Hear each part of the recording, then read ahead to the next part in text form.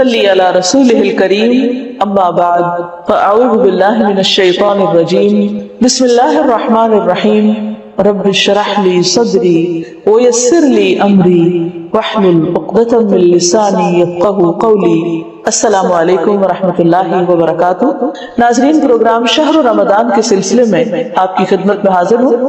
گزشتہ پروگرام میں ہم نے بات کی تھی آخری عشرے پر اور اس کی خاص عبادت یعنی اعتکاف کے موضوع پر۔ آخری عشرے کی ایک اور خاص خصوصیت یہ ہے کہ اس میں ایک ایسی رات ہے جو 1000 مہینوں سے زیادہ بہتر ہے، یعنی اس رات کا عمل 1000 مہینوں کی عبادت سے زیادہ بہترین عمل ہے۔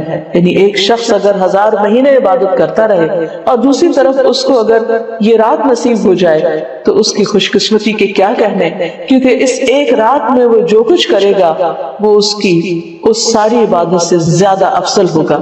قرآن مجید میں اللہ سبحانہ وتعالیٰ نے ایک پوری سورت اس رات کے بارے میں نازل فرمائی ہے، سورۃ القدر۔ اللہ تعالیٰ فرماتے ہیں انا انزلناہ فی لیلۃ القدر، بے شک ہم نے اس کو یعنی قرآن مجید کو لیلۃ القدر میں اتارا۔ وما ادراک ما لیلۃ القدر، اور تم کیا جانو کہ لیلۃ القدر ہے کیا؟ لیلۃ القدر خیر من الف شہر، لیلۃ القدر 1000 مہینوں سے زیادہ بہتر ہے۔ گویا اس رات کی فضیلت اس بنا پر بھی ہے کہ اس میں قرآن مجید نازل کیا گیا۔ قرآن مجید سب سے عظیم ہستی کی طرف سے آیا، یعنی اللہ سبحانہ وتعالیٰ کا کلام سب سے بہترین انسان یعنی محمد صلی اللہ علیہ وسلم پر نازل کیا گیا، سب سے بہترین مہینے رمضان میں نازل کیا گیا، سب سے بہترین رات یعنی لیلۃ القدر میں نازل کیا گیا کہ اس ایک رات کا عمل 1000 مہینوں سے زیادہ بہتر ہے۔ اور مزید یہ کہ تنزل الملائکۃ والروح فیہا، اس میں فرشتے اترتے ہیں، ملائکہ اترتے ہیں اور روح یعنی جبریل امین اترتے ہیں۔ سلام ہی حتی مطلع الفجر، یہ رات سراسر سلامتی کی رات ہے یہاں تک کہ فجر طلوع ہو جائے۔ اتنی خوبصورت رات، اتنی بہترین رات، اتنی خیر و برکت اور بھلائیوں سے معمور رات، کیا ہم اس کا انتظار نہیں کریں گے؟ کیا ہم اس کو پانے کی کوشش نہیں کریں گے اور اس کے لیے مزید طلب اور تڑپ بڑھائیں گے نہیں؟ خوش قسمت ہے وہ جو اس رات کی بھلائی پا گیا اور بدقسمت ہے وہ جو اس رات کی خیر سے محروم رہ گیا۔ اس لیے ہمیں آج سے ہی اس بات کا تہیہ کر لینا چاہیے کہ انشاءاللہ ہم آخری عشرے کی سب راتوں میں عبادت کریں گے اور پچھلے 2 عشروں کی نسبت زیادہ کریں گے تاکہ ہم اس رات میں نیک عمل کر کے اپنے نامہ اعمال کو بہتر بنا سکیں۔ اس رات کی تلاش میں اگر پورا عشرہ بھی عبادت کرنا پڑے تو کوئی مشکل کام نہیں، کوئی گھاٹے کا سودا نہیں، بلکہ نفع ہی نفع ہے، کیونکہ یہ رات جو خیر و برکت کی رات ہے جس کو مل گئی اس کی خوش قسمتی کا کیا ٹھکانہ۔ لیکن یہ خوش قسمتی اس کے لیے ہے جو اس کی طلب رکھے، اس کے لیے بھاگ دوڑ کرے، اس کے انتظار میں رہے، اس کا شوق رکھے۔ یہ رات جس میں فرشتے اترتے ہیں اس کے بارے میں نبی صلی اللہ علیہ وسلم نے مزید وضاحت کی، فرمایا، حضرت ابو ہریرہ سے روایت ہے کہ ان الملائکۃ تلک اللیلۃ فی الارض اکثر من عدد الحصى، بلا شبہ اس رات کو زمین میں فرشتوں کی تعداد کنکریوں سے بھی زیادہ ہوتی ہے۔ اور پھر فرشتے جب اترتے ہیں تو ایک خاص قسم کا ماحول پیدا ہو جاتا ہے، ہر طرف نیکی کا دور دورہ ہوتا ہے، ایک خاص روح ہوتی ہے اس رات میں۔ اس لیے ہم سب کو اس سے بھرپور فائدہ اٹھانا ہے، کیونکہ ایک اچھا عمل 1000 ماہ کے عمل سے بہتر ہے۔ حضرت انس سے روایت ہے کہ رمضان آیا تو رسول اللہ صلی اللہ علیہ وسلم نے فرمایا، ان هذا الشهر قد حضركم وفيه ليلة خير من 1000 شهر من حرمها فقد حرم الخير كله ولا يحرم خيرها الا محروم، کہ لوگو یہ مہینہ جو تم پر آیا ہے اس میں ایک ایسی رات ہے جو 1000 مہینوں سے بہتر ہے، جو شخص اس سے محروم رہا وہ ہر بھلائی سے محروم رہا۔ اس رات کی سعادت سے صرف بد نصیب ہی کو محروم کیا جاتا ہے، یعنی حقیقی معنوں میں بد نصیب وہ ہے جو اس رات کی عبادت سے محروم رہے، اس رات کی خیر سے محروم رہے۔ لیلۃ القدر آخری عشرے کی کوئی بھی رات ہو سکتی ہے، لیکن نبی صلی اللہ علیہ وسلم نے خاص طور پر طاق راتوں میں اسے تلاش کرنے کا حکم دیا ہے۔ ابن عمر کہتے ہیں کہ رسول اللہ صلی اللہ علیہ وسلم نے فرمایا التمسوها في العشر الاواخر یعنی لیلۃ القدر فان ضعف احدکم او عجز فلا يغلبن على السبع البواقی۔ صحیح مسلم کی اس روایت کا معنی ہے کہ رمضان کے آخری عشرے میں شب قدر تلاش کرو، پھر اگر تم میں سے کوئی کمزوری دکھائے یا عاجز ہو جائے تو آخری 7 راتوں میں سستی نہ کرے۔ یعنی نبی صلی اللہ علیہ وسلم نے اس کو اور شارٹ لسٹ کر دیا، پہلے 10 راتوں کا بتایا، پھر آخری 7 راتوں کی طرف توجہ دلائی۔ اس رات کا قیام گناہوں کی بخشش کا ذریعہ ہے۔ نبی صلی اللہ علیہ وسلم نے فرمایا من قام لیلۃ القدر ایمانا واحتسابا غفر له ما تقدم من ذنبه، جس نے لیلۃ القدر میں ایمان اور احتساب یعنی ثواب کی نیت سے قیام کیا، اس کے پچھلے تمام گناہ معاف کر دیے جائیں گے۔ اس سے یہ بات بھی پتہ چلتی ہے کہ اس رات کی سب سے افضل نیکی قیام کرنا ہے، یعنی اللہ تعالیٰ کے حضور کھڑے ہو کر زیادہ سے زیادہ قرآن مجید پڑھنا، یعنی نماز کی حالت میں، یا سننا ہے۔ اسی طرح اس رات میں شور ہنگامے، لڑائی جھگڑے، فضول اور لغو گفتگو سے بھی پرہیز کرنا چاہیے۔ عام طور پر ہوتا یہ ہے کہ جب لوگ مساجد میں اکٹھے ہوتے ہیں یا کچھ گھروں میں اکٹھے ہو کر اجتماعی طور پر قیام اللیل کا اہتمام کرتے ہیں تو پھر بعض اوقات تھکاوٹ ہونے کی صورت میں چائے کا دور چلتا ہے یا پھر گفتگو شروع ہو جاتی ہے، تو ہو سکتا ہے کہ وہی دعا کی قبولیت کا وقت ہو۔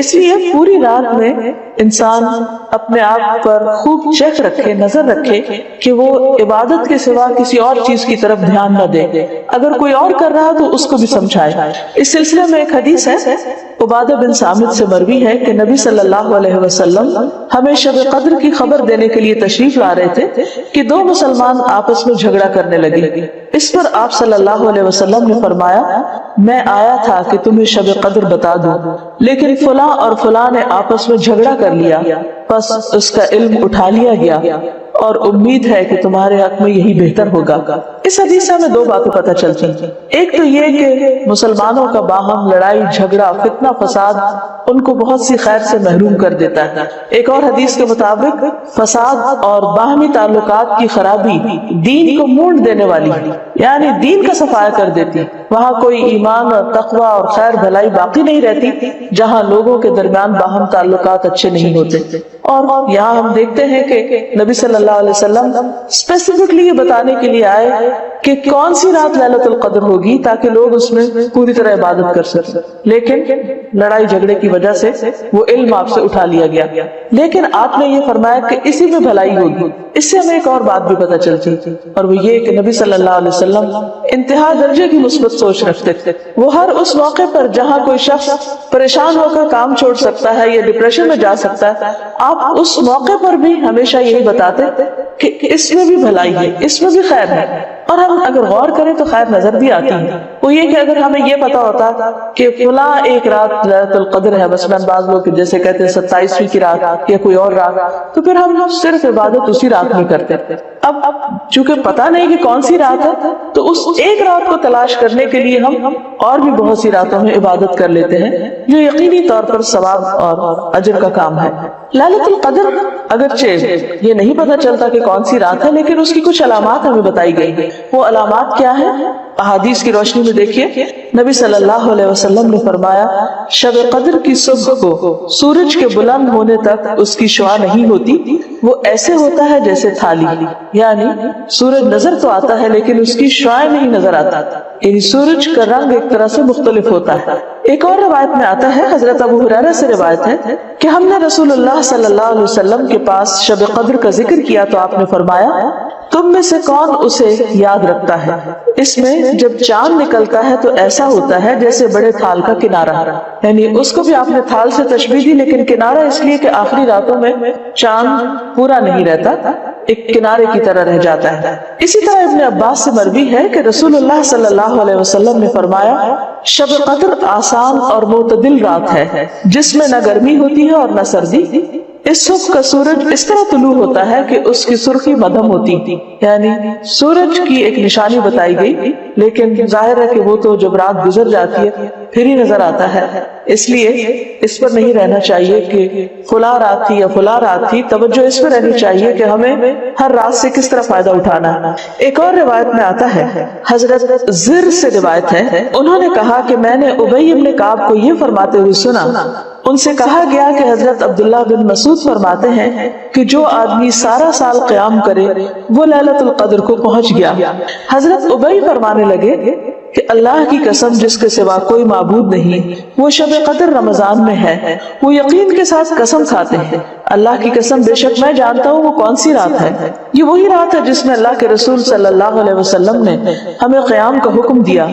اس رات کی صبح 27 تاریخ تھی اور اس کی علامت یہ تھی کہ سورج طلوع ہوا تو اس کی سفیدی میں شعاع نہ تھی، اور یہ ہو سکتا ہے کہ اس سال 27ویں رات ہو، لیکن یہ ضروری نہیں کہ صرف 27ویں رات ہی شب قدر ہو۔ ام المومنین حضرت عائشہ کہتی ہیں کہ میں نے پوچھا، اے اللہ کے رسول صلی اللہ علیہ وسلم، اگر میں شب قدر پالوں تو اس میں کیا کہوں، یعنی کون سی خاص دعا مانگوں؟ آپ نے فرمایا، کہو اللہم انک عفو کریم تحب العفو فاعف عنی، اے اللہ تو معاف کرنے والا ہے، کرم فرمانے والا ہے، معاف کرنے کو پسند کرتا ہے، بس تو مجھے معاف کر دے۔